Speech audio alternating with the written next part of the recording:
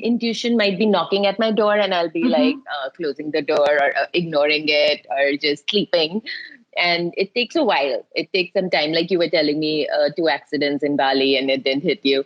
So sometimes, things need to, like misadventures need to happen in succession for me to realize that, okay, I had enough of this place, or, this is not my vibe right now. And maybe I'll come back to it when I'm in a different headspace.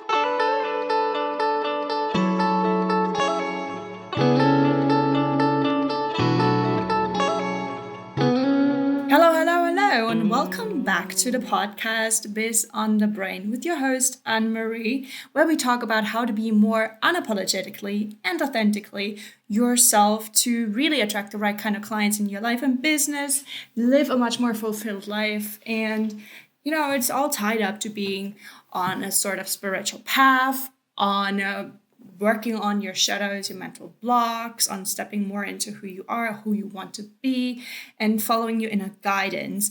And that was one reason why I started a podcast, to really tap back into those topics. And I process the best through conversation. I'm an external processor, and conversations really have always opened up the eyes to different perspectives, to different ways of doing things, and to also in turn allowed me to be more okay with my own choices, because we're all individual. We all have our different choices, our different motivations. And as much as we can tell other people and try to make them see and understand, we still have to be our own biggest cheerleader. And in this episode, I'm talking to Joe from Wonder with Joe, who is a travel blogger, and that's how we met years ago. And we met in person. I don't know if it was for the first time ever, because that's the thing with travel bloggers. You meet them online and then you follow their journeys through vicarious means on social media, and you already feel like you're best friends, and maybe you're already in contact, you're chatting away. And when you meet in person, it's like you've always been friends. It's really, really fabulous. And I love that. And we spent some really fun time in Bali a couple years ago. And I really enjoyed talking and reconnecting with her on this podcast, talking about how travel can be the best teacher for yourself, for your life, for others, and how to utilize that and also listen to your gut when it gives you warning signs, and how it manifests when it doesn't get heard because you choose to ignore it because the logic isn't logicking in the moment. And sometimes you just have to take the plunge. And travel is one of the most scary experiences you could have, because it's very unpredictable. You're out of your comfort zone, you're into the familiar, and it is exciting and I love it.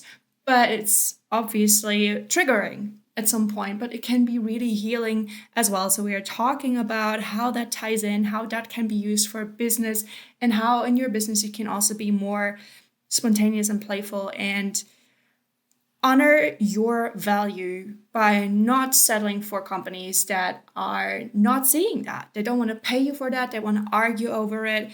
And especially when it comes to working with influencers, bloggers, or creators on either side, I think there needs to be a much more awareness around that topic. And oh my gosh, I could go on and on about this. So let's not do this right now, because let's give the floor to Joe and let her introduce herself, because she's amazing. So without further ado, here is Joe.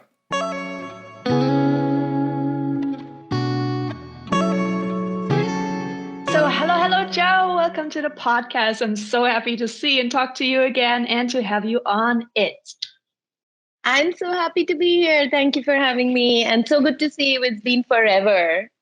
I know, because we just meet up in, I don't know, where did we last actually meet in person? It's so difficult with travel bloggers because we're always flitting around the world and around the globe. And for those who don't know, Joe is Wanderer Joe, a travel blogger and outreach expert who connects other businesses to bloggers and really tells amazing stories and shares amazing travel tips. And she's currently in Goa. So introduce yourself a little bit. Tell us about your journey and who you are. All right, here we go. So my name is Joe, and I blog over at Wonder with Joe. I talk about offbeat travels, national parks, outdoorsy stuff, hikes, things like that, basically adventure travel on my blog. And right now I'm in Goa trying to explore my spiritual side, which I never really knew existed. So it's been a fun ride, and I'll be back home next month, and then on and onwards and upwards to other adventures. Maybe You I'll already see you have in so. Europe, hey? Oh my gosh, please come. Please visit, say hi. Yes, yes. Or we could meet up because I really, really want to go to Seoul, like right now, like right this minute, as soon as I can make it Ah, happen. And that's closer Janet than is in Europe. Seoul, right? I was checking I her don't stories know. and I was like, yeah. And I was checking her stories and I was like so jealous. I was like, damn, we need to be Yeah. there. Oh my God. Yeah. You know what? For the past 3 years, for obvious reasons, I basically stopped following fellow travel bloggers because it just hurt me so much to see that vicarious travel. And I'm sitting No. at home in Germany and being a potato, right? So Mm. I am really not up to date. And sometimes I feel really bad about it. But I don't know, like I overcorrected basically Mm. because before that I was just nonstop, like you living on the road. And it really messed up or messed with my mental health where I needed some base, like headquarters of some sorts, but I never Mm. did it Mm. because it's just so tempting to just keep going. And then the pandemic came. And so I was like, well, now I'm grounded. Now I got to pick something instead of having the Mm. world to choose from. Now I was like, okay, Germany it is, not my best choice, but I'm going to move Mm. somewhere. So I did. And then I never moved away or continued traveling. And it really messed with my mental health as well. And then last year I got my ADHD diagnosis, which meant I had to completely rethink my entire life and business. And this is what I'm still working with. And that's also one reason why I started the podcast to make sense of things, externalize my thoughts and share experiences, because that's how I learn and feel inspired by, because everybody's path is so different. And I'm so over following experts blindly or listening to any hype or trend. And as Mm. bloggers, we're always caught up in all of the algorithm changes and constantly at the mercy of all of these forces that be social media. So, how do you feel about following your own inner voice, but also following the algorithm and making that work? Oh. Oh my God, let's not talk about the algorithm. Okay. It's a constant, effort trying to balance everything. And that is why, actually, that is one of the reasons I'm here in Goa, because this is a place which helps me just slow down, which is so important in today's world, especially coming from a big bad city like Delhi. It gets too overwhelming sometimes. And with the blog and the constant social media updates, new social media, networks popping up every day, trying to learn what's new, what's keeping up to date with the trends, it gets too much, And Goa, especially this part of Goa, Arambol, it kind of helps you, just slow down, take a digital detox, take things easy, just live and just be without having to do all the time, which is what we are used to as bloggers and Mhm. travelers. We are always like going from one place to the other, documenting our journeys, and it's always like go, go, go. And over here, it's just like, okay, just breathe and just be. And I'm glad and very grateful that I'm here and able to do this, able to just take a break from everything and just take several steps back and take it easy. I think you need to come to Goa. You will really like it. Yes. Because I've Yes. also, over the past years, have been much more into spirituality in all various forms, like learning about different, I don't know, sort of schools or mindsets, or just, there's the people who are into astrology or anagrams or human design or all kinds of different ways that just basically teach you about yourself, make you reflect on it. So you should never take it as is, right? But it Hmm. really is coming into your own and realizing that you are who you are and you're not supposed to be constantly fighting against the way you need things, the way you think of the world, and the way you just dogmatize things just through your culture and your upbringing in the media or whatever. And with travel, I'm sure you had that too. That is the biggest perspective changer. And I think so many people would definitely need to travel. And I wish it was more of an affordable and easy to do thing. It's such a privilege that we get to travel. But for me, it's the biggest school there is. Like, it really helped me to connect with myself and be like, you know what? I do not want to do the top 10 list. I just want to chill on the beach, or I don't want to go to the beach. I just want to go to a temple. I just want to go to a forest. Like, whatever I can do, I can connect to myself and listen to myself, especially as a solo traveler. It is such an important lesson. And I think a lot of people have kind of realized that in the past couple of years, that this hustle culture is just toxic. It's not helpful. Like, what is the point?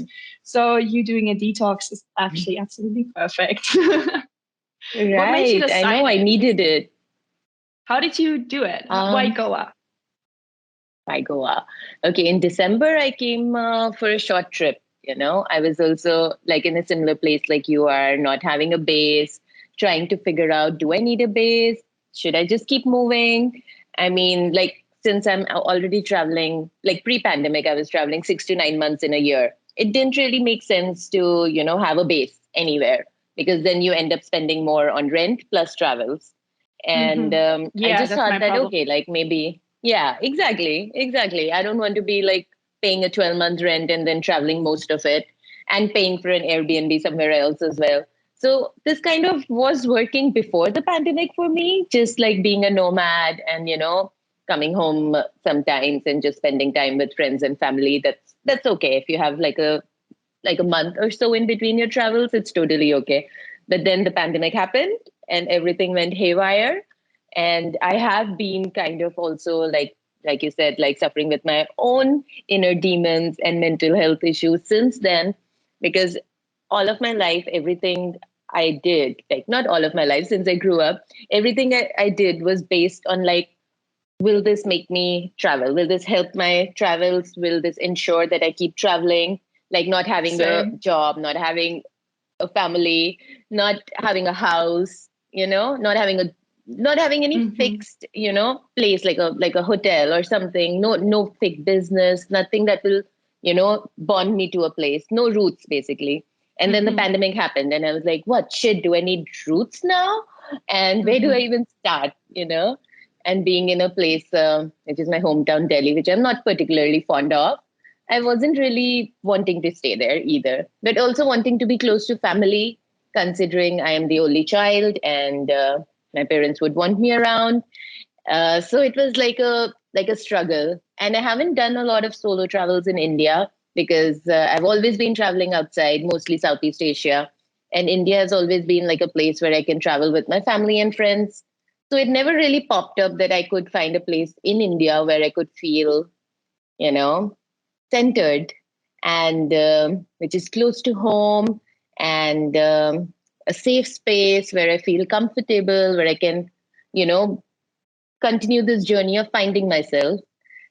So in December, when I was here, homeless and like, wondering where to go, and I came to Goa and I was like, oh, and I saw this different side of Goa, not the other side. When I come with my friends, it's mostly like beach parties, beach during the day, party at night, and that's it. And that is Goa for you, a beach party destination. That is what it was for me for the last 10, 15 years since I've been traveling to Goa. But this time when I was here alone in December, and I happened to come in Arambol, which is a place where people say, you come here when you are on a spiritual path or on a journey of self-discovery. And I kind of started feeling it a little bit. I wasn't 100% in. So I came back to Delhi and I was depressed. I could not handle it. I could not handle Delhi at all. So that's when I decided, okay, I need to go back to Goa. I need to go back where I feel like, you know, mentally, where I feel free and myself.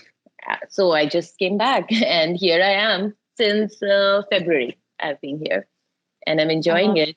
Doing yoga, meditation, chanting, breath work, trying new things, meeting new people, and everyone, and listening to other people's stories, which are so strong. Everyone has, I feel everyone who comes here has a strong story to tell. I really enjoyed it. So, yes, I think this is what brought me here.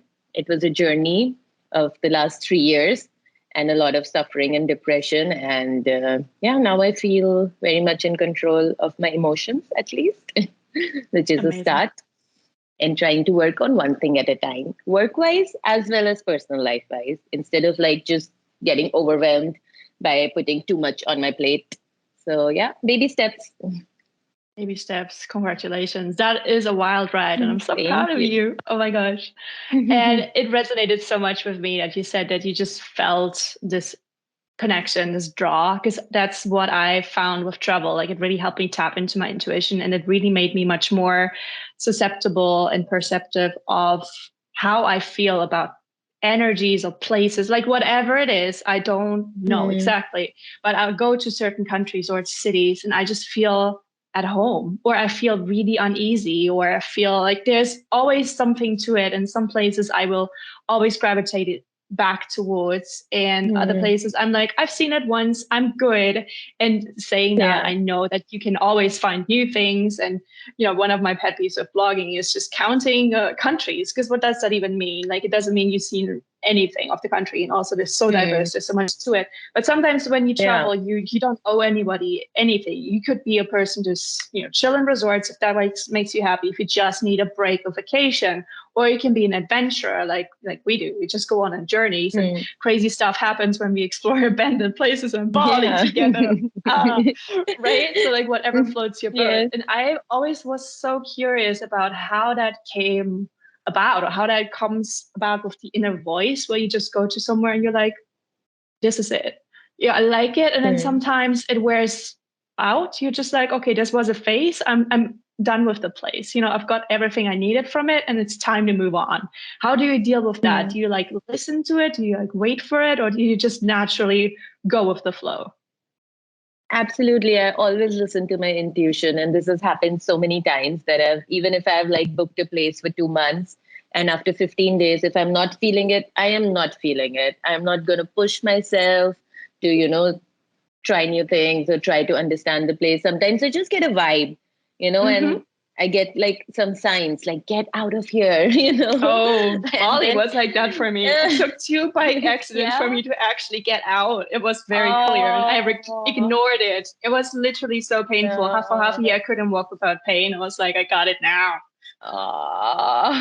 Yeah, sometimes universe is just giving us the signs and we are just too blind to them, or we are just ignoring them, thinking that, okay, I have my tribe here, or I feel like, this is the place for me now, or I'm too lazy to move. Whatever the reason is, I don't ignore it. I go with it. Like, there are always new places. There's so much more to see in the world. So why go to a place where you feel, there's some energy, there's some, not negativity, but there's something telling you to get out.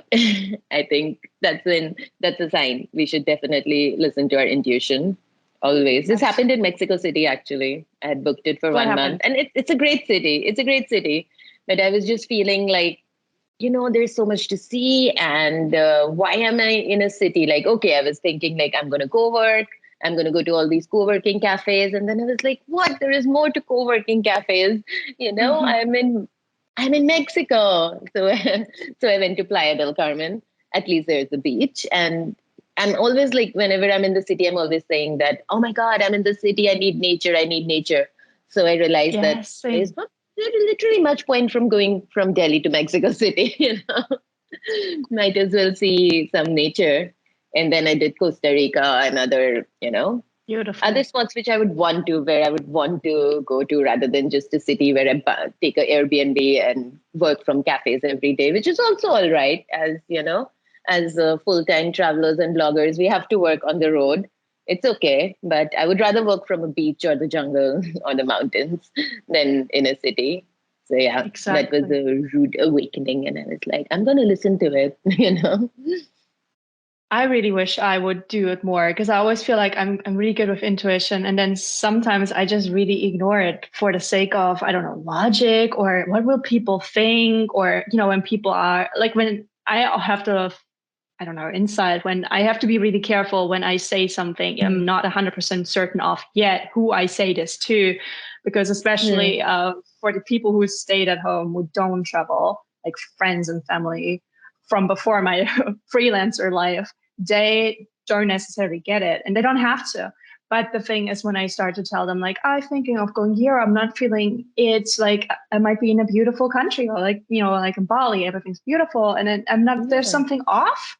And how would you tell that to someone? They don't get it. They have other things on their mind. And to them, it doesn't sound like, why are you not happy yet? Like, you need to be happy. You've already seen so many things. You're in this amazing place. You have like a villa and a pool. You can go on like a bike around and just eat all of the amazing food. I'm like, yes, but. And so it's like, it feels very, first world problem. And then you start to beat yourself up and just try to like make yourself happy with things. And that is really the same as staying in a job that you hate. Like there's so many things we always kind of chastise ourselves over. And I think the more I realize and become mindful to it, the less I can show myself these negative vibes and be like just kind and compassionate. Like everybody's going on about like inner child healing and shadow work and like honoring your needs. And especially me with my ADHD, I have neglected my needs all of my life. People were telling me that my needs are not okay, or my problems were not okay, which were just symptoms, but apparently they were false. So like there's so many layers to it. And so really with travel, sometimes, especially when you're by yourself, you are the only person who can save you. You don't have to endure anything. And especially if you have the means to get out, and there's typically always a choice of some sort. The more you travel, the more amazing people you meet. You realize that there's like forums on Facebook where people offer you a couch, sisterhoods who are like, if you struggle in this country, I can help you. Like there's couch surfing, there's usually always a way. And I think that is so beautiful. The more I travel, the more I actually realize I don't have to be afraid of the world. I don't have to be afraid of people. I'm much more open. And I actually also realize my privilege much more, right? So like, it just wakes you up in a way like, damn, like my problem isn't really big. Not in a way that I mean it's dismissive, like my problems don't amount to anything. No, I'd be like, actually, I'm just making this up in my head. Actually, it's just an excuse. When you become mindful of your own mind tricks, it's really important. So I think that you're doing this spiritual retreat is so cool. And I'm really like excited about it. So do you also do like exercises, like spiritual meditation? Have you ever done a temple stay or like a silent retreat? No, not yet. See, baby steps. I mean, I'm going really slow because I don't want to dig deep into it. And then, sometimes I go too much into something and then I back out because I'm like, oh, okay, it's too overwhelming for me or too much to process. So I'm doing like small workshops, like 2 hours, 3 hours. Yesterday, I did a 5-hour workshop, and I'm actually curious about one happening next week about holotropic breathing, which I've never heard about before. But it kind of takes you into, they say it takes you like on a trance and something like ayahuasca, but without substances, without any substances. So like through breathing techniques? Yes. It takes you through your unconscious and past traumas and helps you heal. I'm curious for sure. It's a 3-day retreat, so I have almost signed up for it. I'm curious. And basically, something about what you said, like how your mind plays tricks on you, is yesterday in this goddess workshop, this lady who was doing this Tantra meditation was telling us that the facilitator was telling us that the goddess is within us. And sometimes she, does these mind tricks on us. She tells us we are right or wrong. And, it's all, we just have to realize that it's our mind, like you said, playing these tricks. It's a very, and even for her, she said it's easier said than done because she realizes it's happening, but it's hard to explain it to herself because, your head doesn't understand these things. But maybe it's that, the goddess playing tricks on us, telling us it's too overwhelming or it's not right for us, or maybe it is. It's hard to make these choices, and you just have to listen to your heart. For me, it's just like either I feel it or I don't feel it. I don't really listen to other people. I might share with other people how I feel, but if they dismiss my problems, then I know that I'm not going to go to them the next time because that's not the kind of people I want to lean on. in life. Exactly. You got to know who you can rely on for certain things and set your boundaries, right?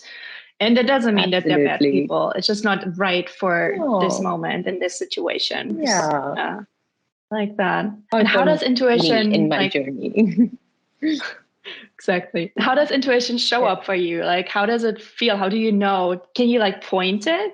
Because it's different for everybody. So I find that interesting. It takes some time because the first time I'm mostly like, like that kind of person who is hard to get through to. Like the intuition might be knocking at my door and I'll be like closing the door or ignoring it or just sleeping. And it takes a while. It takes some time. Like you were telling me, 2 accidents in Bali and it didn't hit you. So sometimes, things need to, like misadventures need to happen in succession for me to realize that, okay, I had enough of this place, or, this is not my vibe right now. And maybe I'll come back to it when I'm in a different headspace. Maybe I'm not feeling it right now. It takes some time, it takes a few things to happen before I realize that, okay, no, just no. That's when I will decide to move. Okay. Yeah, but it's just How is so it for you? hard sometimes for me. It's really difficult because usually I'm like very visual. Like my mind always like shows me things, or like I get ideas or concepts or sounds. I don't know, like there's different ways it shows up for different things. I feel like usually it's like this, like in a gut feeling, like literally in my gut. It feels like a little bit of a punch. And then it just stops, like it's there. It's like, I told you, and I'm not going to tell you again. I'm just going to like put stones in your way until you stop in front of a wall and you actually do the thing. I'm not going to repeat myself. And sometimes I get like a hunch, which isn't exactly like, sometimes this intuition is just like, this is the thing.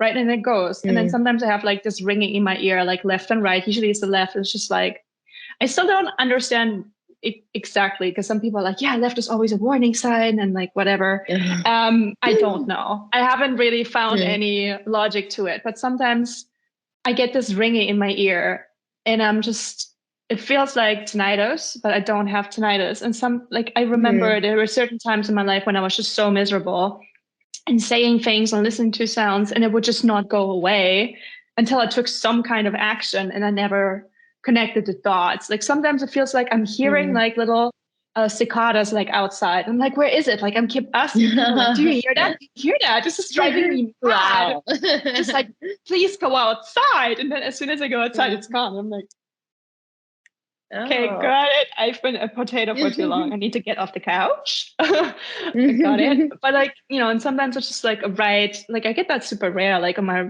right, it's just like a very short, like loud sound and then it's gone. I'm like, oh, like I should maybe do this. Like not avoid this, but do just like, this is it. Like I'm listening to, or sometimes it's like auditory, like I'm just thinking of something and then a random song plays on Spotify and the exact lyrics after what I was thinking answered the exact question. And was like, yeah.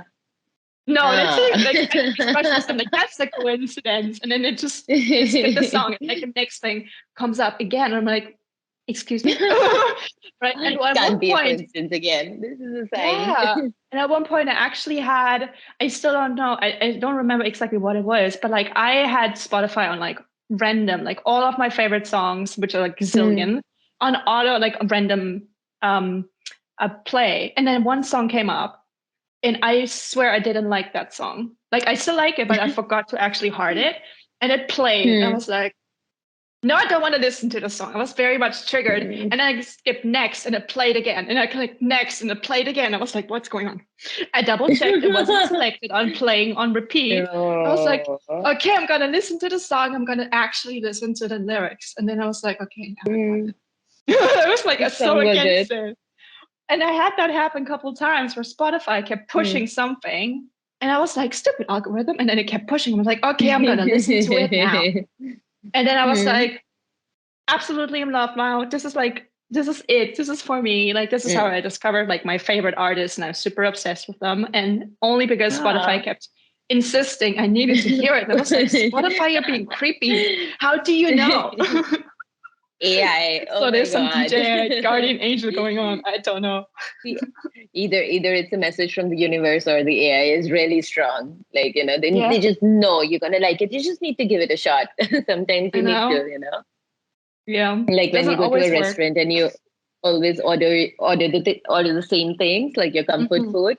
And sometimes you need to try different things to know if you're gonna like them or not. We are just like we are too much in our comfort zone. I am, at least, to order something new. I'll be like, okay, if I like mushrooms or potatoes, I'm gonna order mushroom. I'm not gonna have like kale, even if it's the best seller in the restaurant. But maybe if I try it, I could be surprised.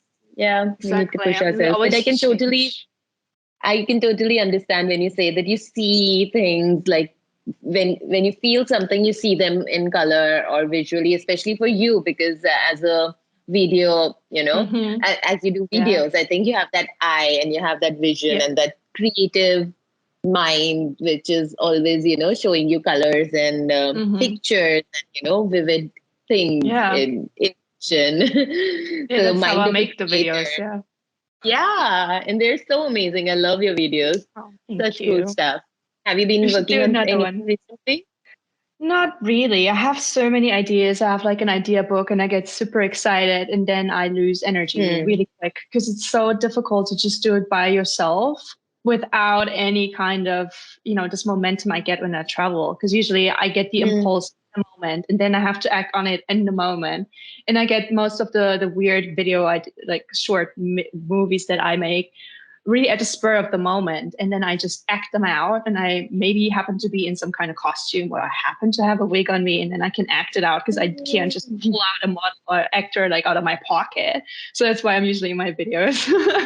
Or, like I to you and then we just do a Charlie's Angels videos, stuff like that. Yeah, that is so cool. Yeah, so I'm not really working on that much. I just have been trying to actually connect with local like women to make more photos. Like I'm lately really into artsy and fashion editorial photography, but it's so easy to get, it's so easy for me to do it and just by myself. But then I get, again, the energy just like drops like instantaneously. And it's so difficult because you have to do all of these steps. And I keep forgetting that that's like a kind of art form in itself to do self-portraits because you have to like set up the entire place with the props and the stage and the makeup and the outfits.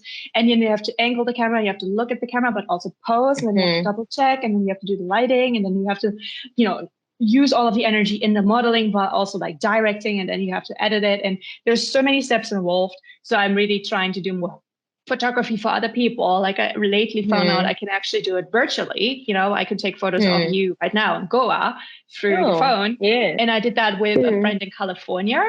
And that was so amazing. Oh, you The way did? we took it in her new house in the garden. And I directed her to like, I don't know, 8 different locations. We took 700 photos in an hour because I like to go.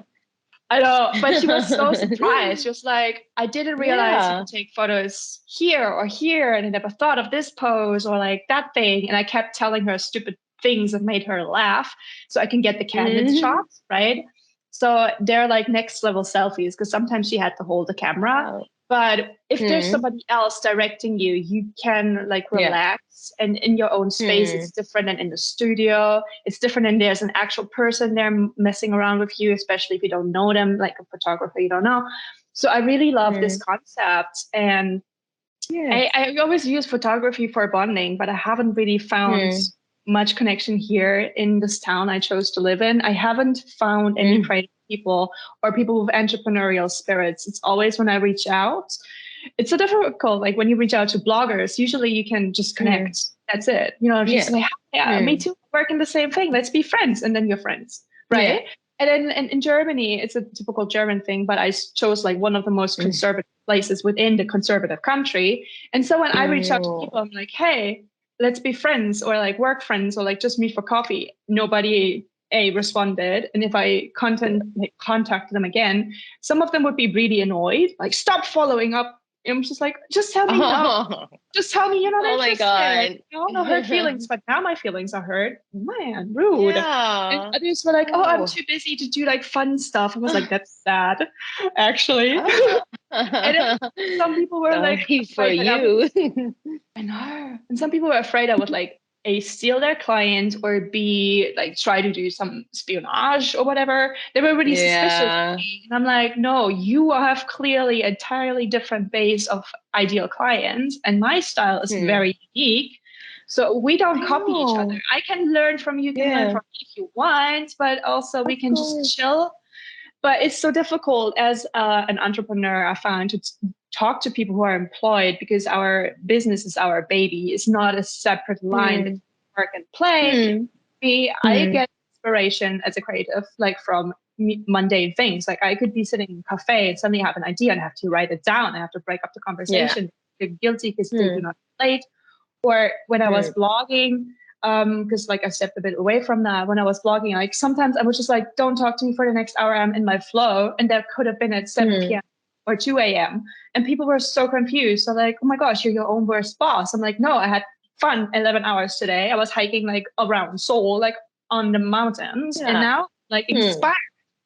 And I can't just put myself in a cubicle. Like, why would I do that? Because I'm self-employed. That's where I wanted to get away from. So it's difficult to convey that to people who don't live this. I don't know, how do you deal with that? Because sometimes you just don't even attract them when you travel. Like I repel those people quickly, but I can't repel them here when I'm surrounded by them and I'm the odd one. I know, I understand all of this, and especially people who are not doing what we are doing. Like, for example, if I'm working on a Sunday and my friends are like, oh my God, you're working on a Sunday. But yeah, I did not work the last 7 days. I mean, I'm my own boss. I can choose my hours. I can choose what I do, when I work, when I don't work, when I take a digital detox, when I can throw away my phone and no one will care. And most of the others are like tied to their phones and laptops and, their digital belongings and lifestyle. It's okay. We can let go. We can, choose. We can choose. And regarding the other thing you said about like reaching out to other creators, I think I stopped doing that a long time ago, because I realized that much like a corporate job, there's a lot of competition between creators. And I am not like that. If I had to be like that, I would be climbing the ladder in a corporate job, cutting throats and, getting up there, which I'm not. And I'm not going to do that in my life, and which I chose, my business. So I realized there are people who consider us or each other as competitions, which is not fair, because we have a different style. Everyone has their own style, their own audience. Like even if we are both travel bloggers, I'm sure we don't have common followers. I mean, even if we do, they're probably friends. It's a huge, like it's a big cake, and everyone can have a piece. We don't have to fight over, Exactly. Or we can bake a cake together, we all have different ingredients. Exactly. You can share your recipes. I can share my recipes. We can make something fun, something totally different, and fusion. Be creative together. Like we made that video in Bali. I love collaborating with creators who are open-minded like that, who don't consider it as competition, or are not into groupism on press trips and things like that, which is another reason I stopped doing press trips as well. Oh yeah. So I have been, So there are like pros and cons. There are some cool people like you I would like to stay in touch with, but some people I would really rather not hear from. And I'm good with that, Yeah. I think part of growing up, especially if you're on your spiritual journey, is realizing that the less is more. You don't need to have all of the people in your life, especially if they don't add to it, or if you just feel like you're putting up, a facade, or just to mingle. Like I'm so struggling with networking, because so many times, especially if it's more on a business side, which I'm more focused on now, it is about waiting for the pitch to drop. For me, it's always like, are they going to sell something to me, or do they actually genuinely want to work with me and maybe collaborate? Maybe they want to hire me, or I them in the future, but I do not want to start at that. And again, I think this is just part of this kind of lack mentality, where you always have to fight, or you think you have to fight to get limited resources. And there's so many people doing the exact same thing I do. Maybe not in the exact same way I do, obviously, because they haven't grown up like me. They don't have the exact skill set like me, or the brain, or whatever. So we're all different. And so that's why I'm absolutely a defender for authenticity and being unapologetic and using that as your branding. Put your personality on there, wear it like a badge of honor, repel all the people who don't like it. And then you stand out as yourself and then attract actual people who like the weird Absolutely. people. You don't have to please everyone or anyone for that matter. Only yourself. You have to put yourself first in a way that is, people like to vilify it and it's selfish, but it's really not, because you cannot help other people if you're always suffering, if you're just being negative, or if you're like trying to take things from them for competition. You need to help yourself be content and safe first. And then you can actually make a difference. Absolutely. Like they say on the airplanes, before we take off, like wear your mask first before helping others. So that's exactly my theory. If I'm feeling like I'm suffering, I'm drowning, I need to save myself first before I can even, help others, talk to others.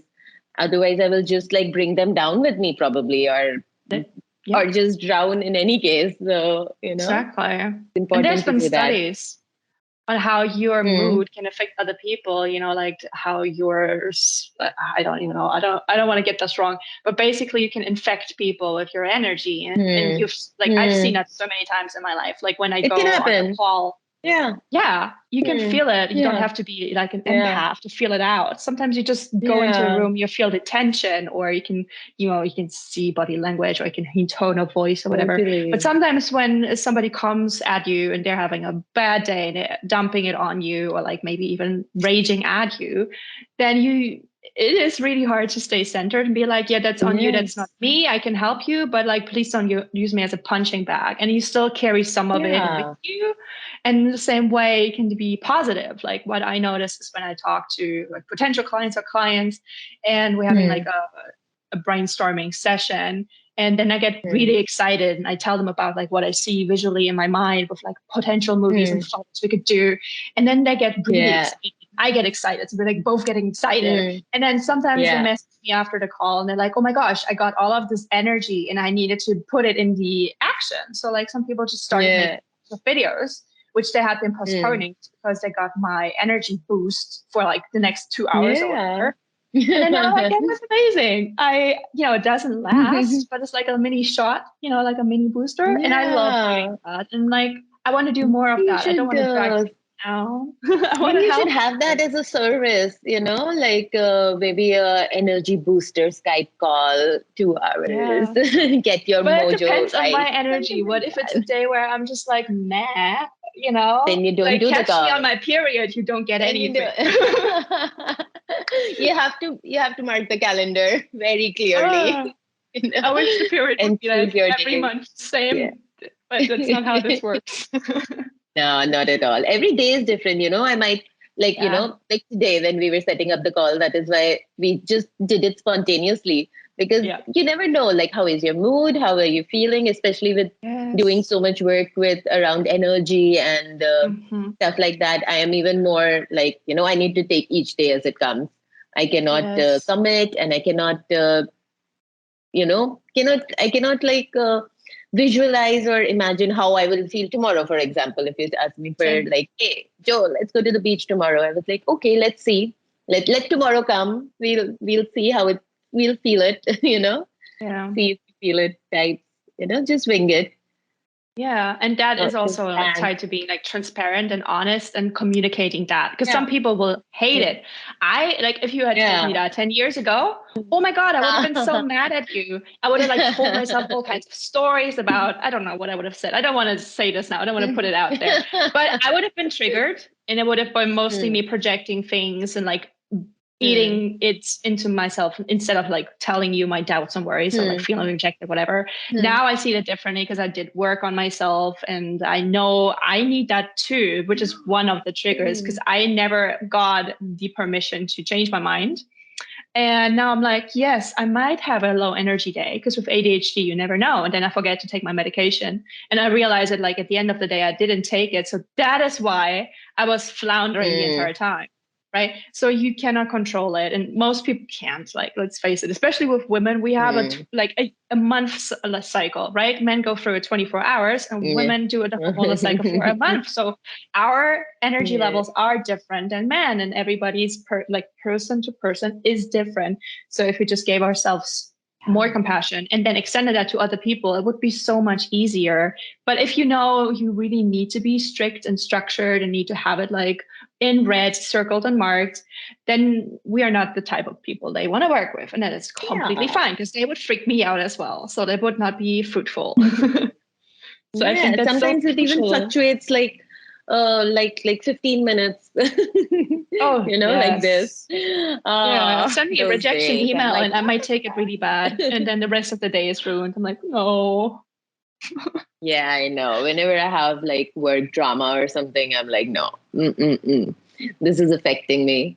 At least I'm like glad we are our own bosses. We can choose whom we work with. If someone is triggering me, I will be like, okay, no, my mental health comes first. We can always make more money if we are fit mentally, and which affects our physical health as well, of course. So exactly, I think that is important. That is super important for us. Right. Or we can take a nap, or we can go for a walk, Whatever. Yeah. I'm still working on it, because I still feel oftentimes I catch myself feeling my worth being tied to productivity. And I know this now, but I still find it really hard to get out of it. Even if I'm not perceived by other people, because I'm by myself. Sometimes I'm like, no, you can't just chill on the floor and like look at the sky, or on the ceiling. Do nothing, do nothing. It's okay.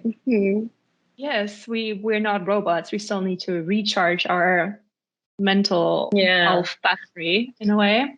I know. I also keep like pushing myself to do, because I've always been so used to like doing in that doer mode. Do you see like a difference to how you were as a newbie blogger than as you are now? Surely, right? Yeah. Yes, for sure. But then there are so many other things that go with, it's not just a blog, with the blog comes like updating your post every 1 year or 6 months. I have 500 posts. I am not going to update them every 6 months. What are these people talking about? Right.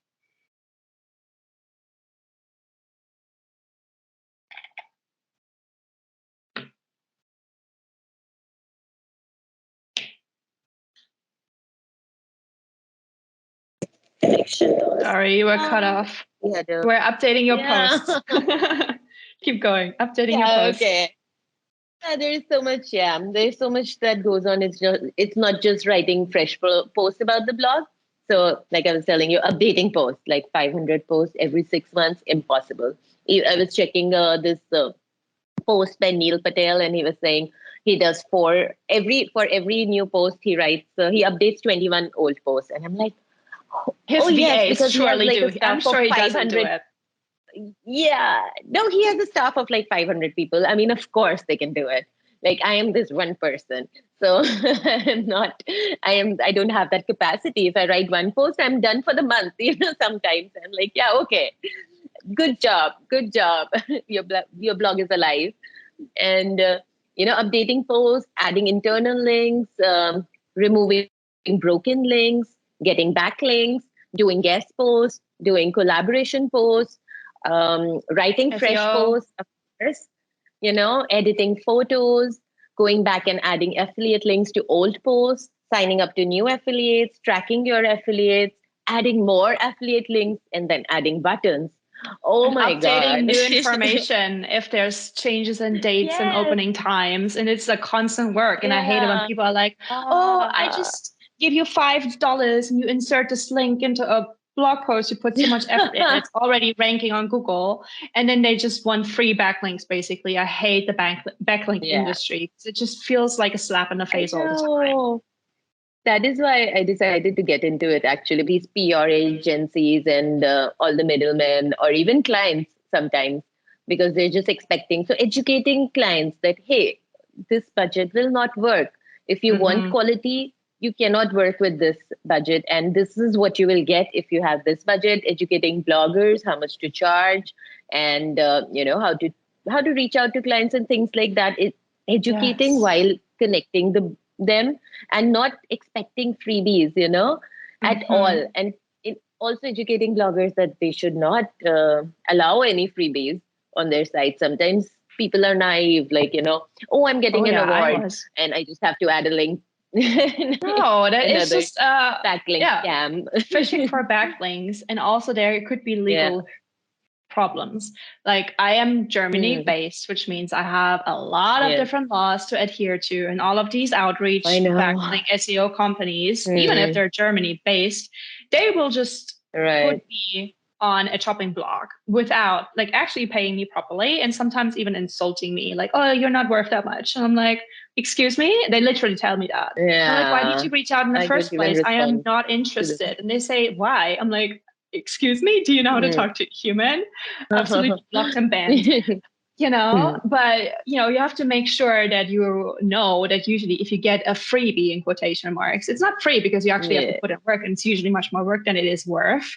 And you have to I have to pay taxes on it. Send me a pair of socks, I have to pay the taxes on the socks. Yeah. And so it's definitely not free. And then imagine like if you send me 20 pairs of socks, even if they're like travel outdoor socks, whatever, how much could they be? $80. But me having to put in over an hour of work, and I have to take photos, I have to edit photos, I have to put the SEO text in the photos, I have to upload it all to I have to feed it to all of the systems, I have to share it, I have to make a pin, I have to make videos, I have to make a like that is like every single post I write is at least 3 hours, even if I know exactly what I'm talking about, even if I write it down really fast, because I hate the admin stuff. It takes me forever.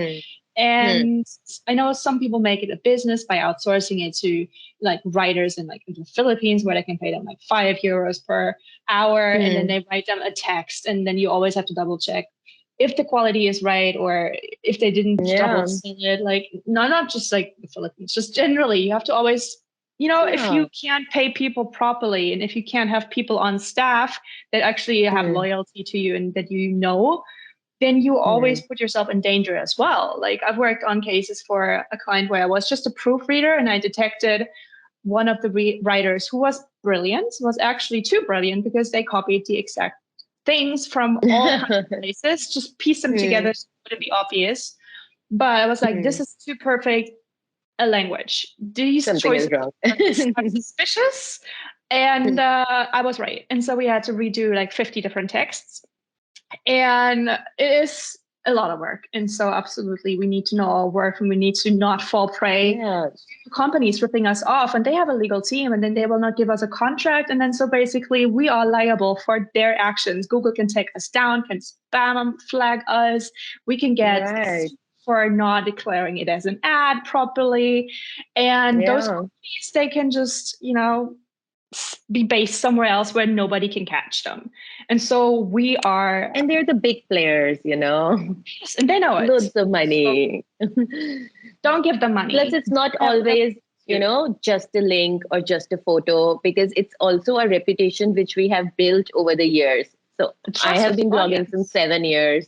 So if someone says it's just a link, sure. I mean, it will take me like 10 seconds to add the link. But what am I getting in return? $5? Yes. Of course, I'm not. It's my reputation over 7 years. It's not just my 10 seconds, which it took me to add the link or take a photo and put it on Instagram for, a collab. It has to make sense to me. If it's something I would really want, a camera, something I need in my travels. Okay, sure. If it's worth it for me, if the cost or the need justifies it. But otherwise, it's my reputation which I have built. It's not just about the time that it takes to do the task, like write a post or add a link or take a photo and put it on Instagram.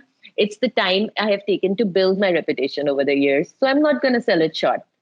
No, it's the same with people and skills. If you go to someone who's really seasoned and expert, and they do something in 10 minutes, it took them maybe 10 years to get to the point. So you want to pay them for 10 minutes? No, that's not gonna fly, right? You can go to like a student, pay them for like an hour work of the intern, and it's not the same at all. Just it doesn't and then you make keep any checking sense. editing. And it's bad business. That's what it is. What you invest is what you're going to get. And some companies, they're fine with it. And that's their model. Good for them, but maybe not for us. But like what bugs me so much is that all of the things we do and all of the things we're liable for are just constantly smeared by the press, by people's conception of what blogging is. Basically, freeloading is what a lot of people do. I have people had yell at my face literally when I just introduced myself in person without actually like even asking anything.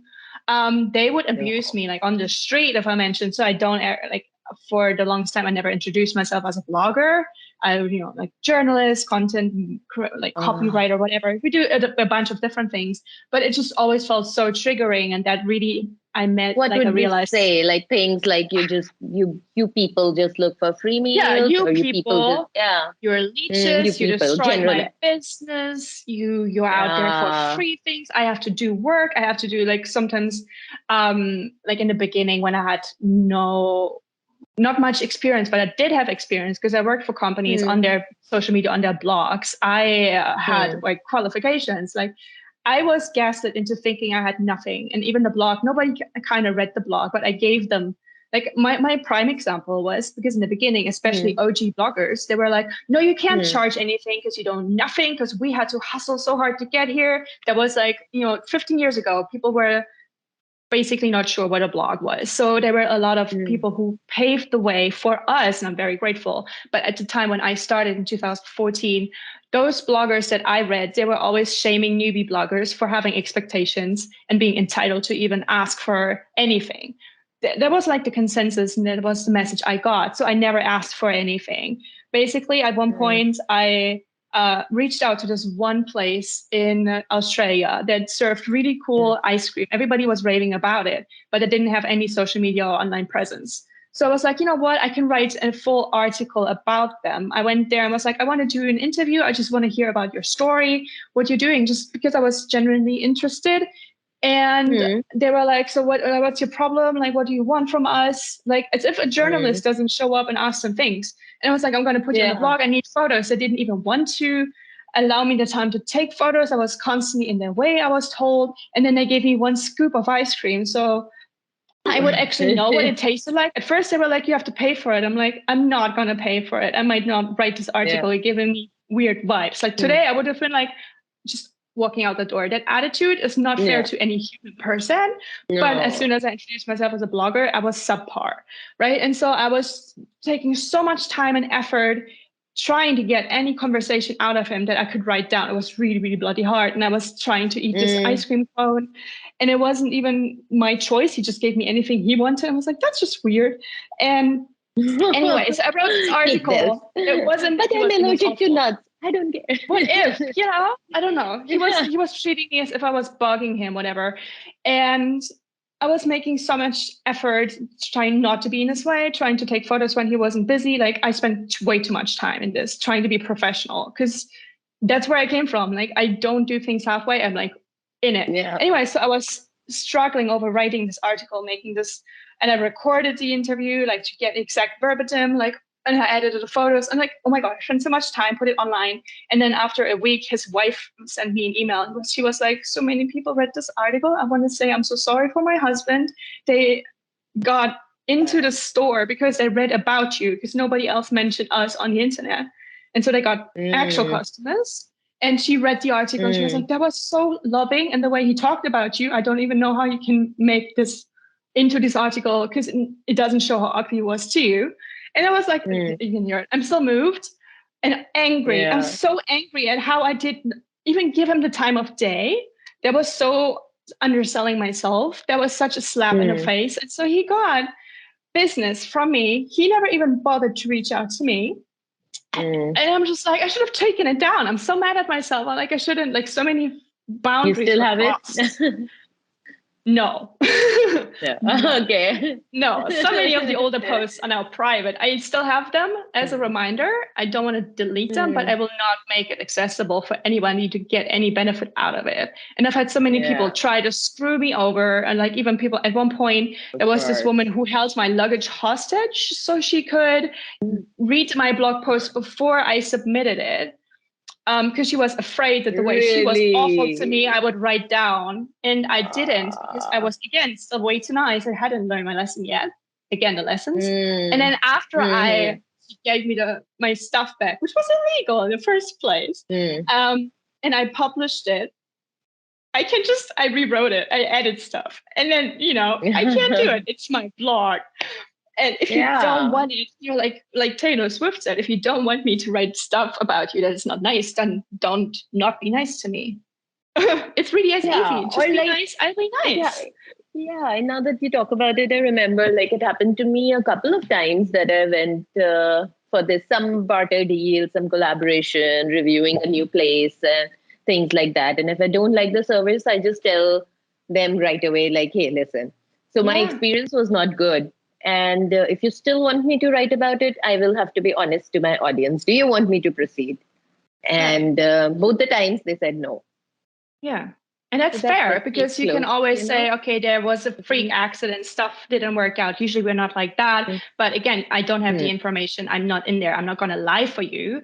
I'm not going to do a smear campaign on you, but I will write it as it was because this is a travel report. This is a vlog, a personal description. And one of my core values, authenticity. Don't make me lie. Don't make me uncomfortable because that is my boundary. I'm not going to do that. I'm not going to lie for a free whatever it is, but even a paid whatever it is, it can't be like you have to be. It's integrity, you have to be honest to yourself. Otherwise, who is going to read or believe what you say if you're not authentic? Yeah, and that is part of the brand. Just for yourself, but not just for the readers, Yeah, exactly. And I want to look at my work and be like, yep, I stand behind it. I don't want to just plaster all of those ads on it. It is so frustrating. That's why I wanted to get away from blogging because it just constantly filled my mind with the messaging that I'm not good enough, that I have to suck it up, that I have to like be a punching ball for other people and just like to drop their stuff on there. And that messaging is still so ingrained with me. Like sometimes I really have trouble with pricing or when people are like, oh, I'm going to pay you a bonus. Like I instantly feel triggered. I'm like, what did I do to deserve this? Even though I know I over delivered. It's so deep. Like this blogging industry really messed me up in my business sense so much. I always catch myself. And so that's why I wanted to get distance from it because we have so many skills. Like you can hire a photographer, you can hire a videographer, you can hire a copywriter, but like we get a blogger, suddenly we do all of the things. And you know what you're getting because you can see all of the examples online. So if you wanted a certain style and we can't do it, then don't hire us, right? Maybe like I would probably be able to copy it and figure it out, but like that's again not what I am. So it would be an UGC thing, right? It would be done for you, but not with my brand, not with my platform. And so many companies know that, which is why they jump on this UGC train to then expose and exploit new people who have no idea about the legal implications and about all of these discussions we were just having.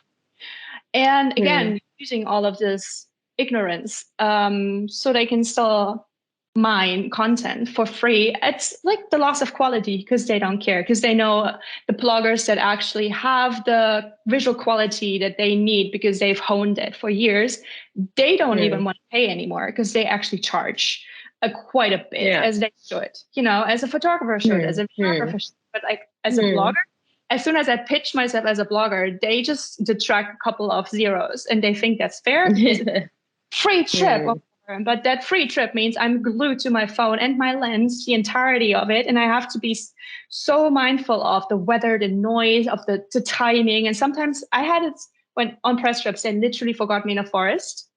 And I had to find my way. No. I wasn't, in Czech Republic. They left me behind in a forest because I went on a pee break because they didn't schedule it in. And I needed one. And I told people, I'm like, wait for me. They didn't.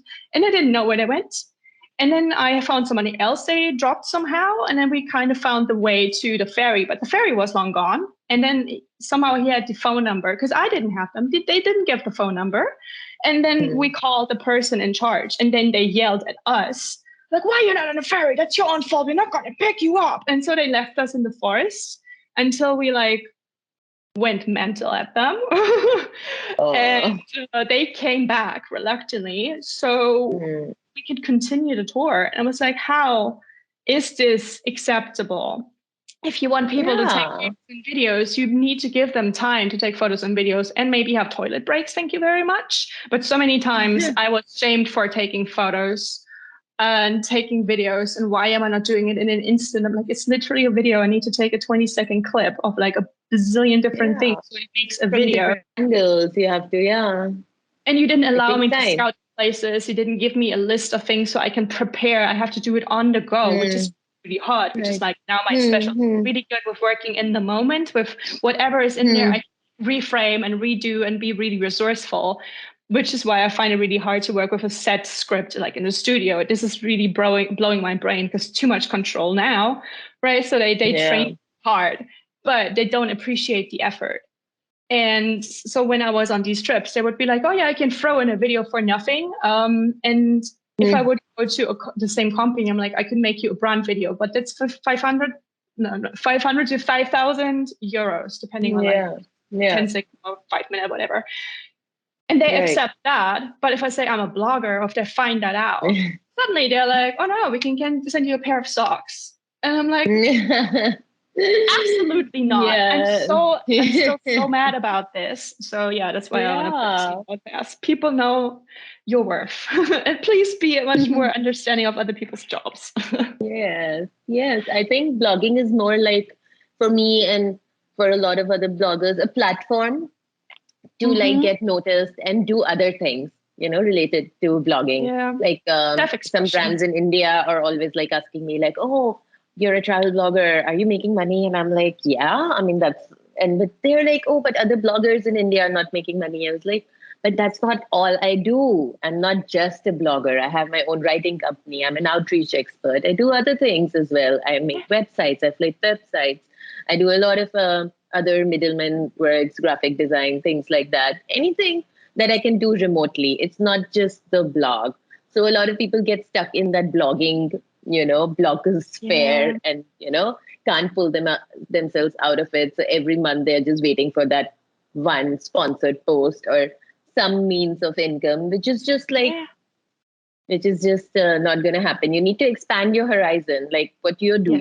You're a creator, and you're doing several different things. And now with the podcast, that's another feather in your hat. I'm so proud of you. Thank you. Yeah, it's always about diversifying. Yes, exactly. It's not just one thing. That's not the only ship I'm going to sail in. Otherwise, it's going to sink, probably, And everybody is a different business. Like some people are focused on affiliate links, which I hate. I can't. Too monotonous for me. So and other people are just focused really on the vlogging and the videography. Like this, everybody's different. Yeah. So it's really important for especially companies who want to work with people to actually get into a conversation, not just ask for a media kit and then just what's your rates and that's it. I tailor my offers depending on what your information and your strategy and the approach is. That is any part of my business outside of blogging as well. Like I do not just give you a cookie cutter template. I'm like, this is the package, that's it, wrapped in with a bow. No, if you tell me that that's your approach on Instagram, you are focusing on this, you want to generate leads. It's different if you just want to advertise a workshop or a webinar. And then I can tailor the photos to the visuals for your branding, but also for the specific call to action. And then we can do like optimized A/B testing to see what actually works the best. And you have like a database of visuals that work for you in the long term. So you have something to back off, but if you just ask me for your rates, like you can dump a blog post, that's it. You don't know all the things you could be getting because you're not open to it. You just don't see us as experts in various different fields. And any freelancer can attest to that, I'm sure. You get just so boiled down into your niche, or people want you to be a niche and an expert in one thing and then just replicate that over and over again. Some people like that. I hate it, right? That's not what you get. If you nail me down for one task, one retainer with the exact same thing with no creative adjustment, which isn't even good for growth. Like that's even a bad business choice. But so many people think that that's the way to go, to be replicating the same stuff. You need to look for those people. To each his own, Yeah, really. exactly. Sorry? You need to figure out what you want, what you can offer, and companies what they need and what they're willing to listen to the experts as well. Like, do you want a working bee or do you actually want a creative? Yeah, it depends. Depends on the brand's needs and depends on what they want. Like if they're approaching you, I mean, they should be more also like when they see your portfolio or your website, they can see, they can the creativity. They see it, but not always get it. Yeah. It's like if people ask me, is what, do you do also video? I'm like, yes, there's a gazillion videos on my website, and it's half of it is still about my video production. But people still get confused because most people are so used to having specialists doing one thing, sticking to it. And that is not enough. So again, I guess it ties doing down more to than one thing. So Right. So you're already not a specialist. In fact, I mean, they should see that how creative you are, that you're able to juggle various things and excel at them. I know. As long as you're doing a good job, I mean, I think brands should just see that. At the end of the day, what are they getting out of it, and how awesome the work is. That's what should matter at the end of the day. Exactly. But yeah, there are different kinds of people and situations. I know. It's a great summary. Is there anything else you wanted to say that we couldn't cover so far? Like, what would you want people to have on their way? The future of blogging and other businesses, based on AI, the advent of AI. That's been something that's a whole different topic on my mind, and also a little bit of trigger for me because I kind of feel insecure about it. I know. I mean, humans. No, it's understandable. Humans are still needed to, put in the commands, but it's. I mean, I tried ChatGPT, and it's good. I mean, I must say that I wrote so many blog posts with it last Monday. I managed to write 14 blog posts in one day thanks to ChatGPT. And I still had to. Yes, it was not long ones, but it were like specific information for like a local blog where they don't have the English information. So I could get the information, but a lot of the information was actually wrong. I wrote about like a lot of ruins that I personally visited. And then I just was too lazy to write about it because I didn't get any cool, it wasn't an inspiring event. It just, I needed facts. It's all. I couldn't tell a story. ChatGPT is not there to tell me a story. But they were like, oh yeah, this ruin. And then sometimes you can visit and like go to a restaurant. Literally, you're not allowed to visit inside, and literally there's no restaurant. So always double check the information or give them specific websites. You can give a link so they find the exact information on official websites, not just anywhere on the internet that has a similar name. You're using this content for clients or for yourself, for your own blog? For my own. I just tried it out to see because, like I said, I've been a bit disillusioned with the blog and finding content that I could write about. I like taking photos, but then I get like disinterested. So that really helped me feel much more energized and feel like I'm doing something. I scheduled them out so Google knows I'm still active when I'm really not. Yeah. So I was like, that's good. When you have the energy, you just have ChatGPT write simple things or fill in some gaps where you need information. Or you can ask ChatGPT to summarize a text. You can send them a Wikipedia article or whatever and say, please summarize it. Yeah.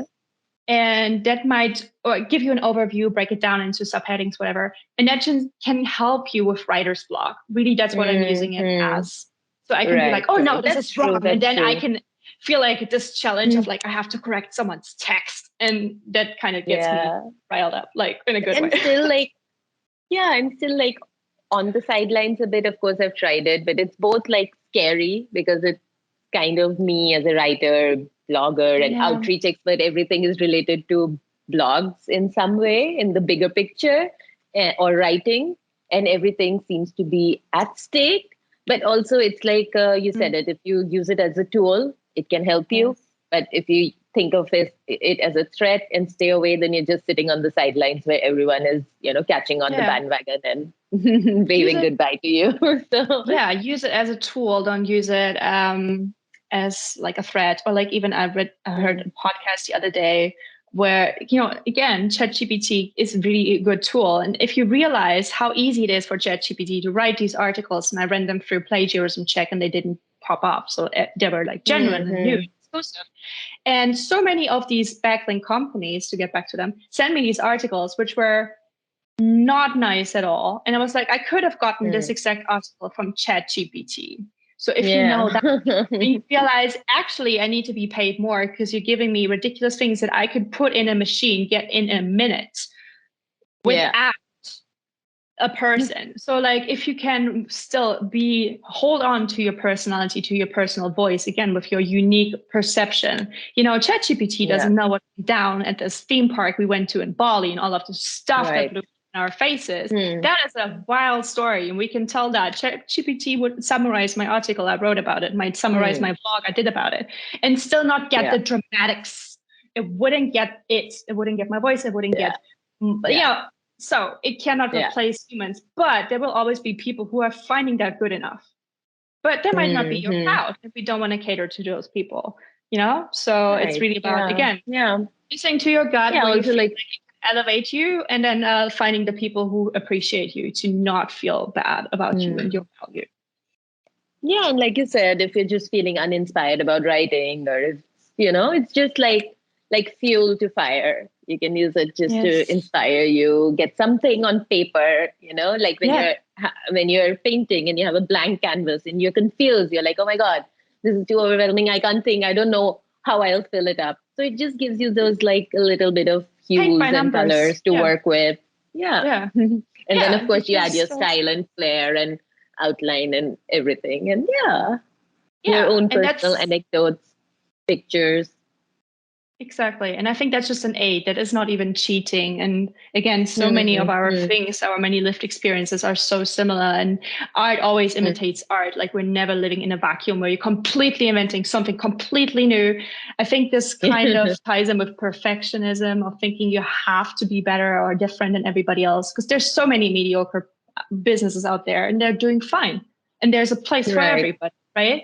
So I think we have to be, I guess, also less focused on overworking ourselves. Perfection. It's an illusion and everybody defines it differently. It's subjective. And sometimes, again, you have low energy days and that's all you can offer. And then maybe you just have most of a GPA. And you're doing a lot too, Yeah. And then, you still did the work.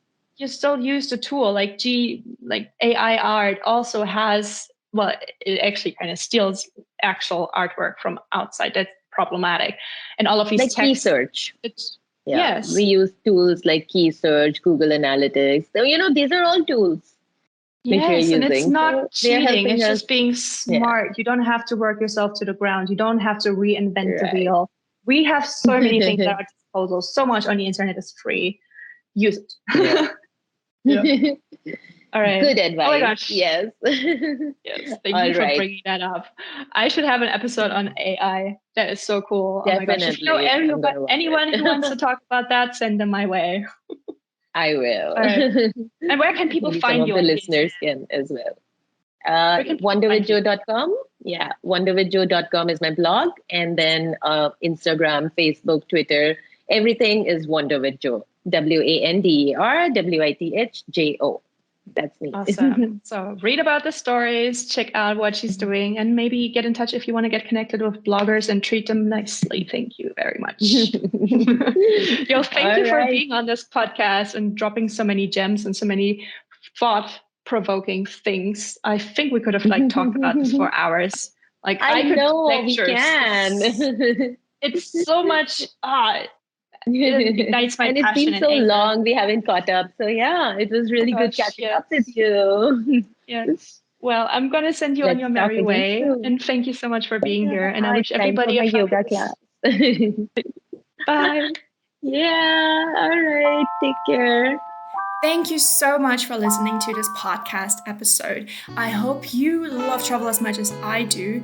In whatever way or shape it shows up for you. It could be a short trip, it could be a solo adventure, it could be maybe just a resort stay to refuel yourself, or it could be a backpacking adventure around the world. And yes, it always changes, so you don't always have to stick to one type and identify as one type of traveler, because that is not really reasonable, because we always change. We have different preferences, we develop, and travel to me is one of the core things in my life that I need to fully function. It is a thing of privilege for sure, but it gives me a lot of dopamine. It gives me a lot of insights. It gives me a lot of ideas and conversations with people that I take with me around the world, and I can spread some more information, some amazing stories, because I think mostly humans learn through stories, not just info dumping, giving somebody all of the expert advice, but actually connecting. And even if they are from a different country, speak a different language, live a different lifestyle,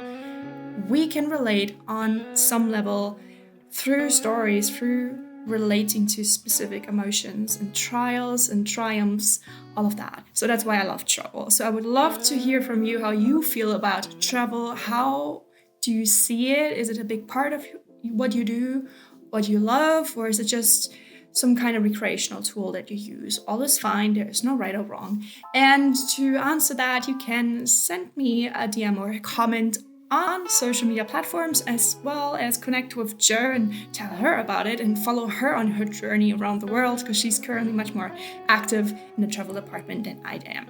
So follow us, check it out, and don't forget to also follow this podcast to get to hear about more amazing episodes with more amazing women entrepreneurs around the world. And if you want to be on it, send me an email. I would love to chat with you. And until next episode next week, I wish you a fabulous week. Well, bye-bye.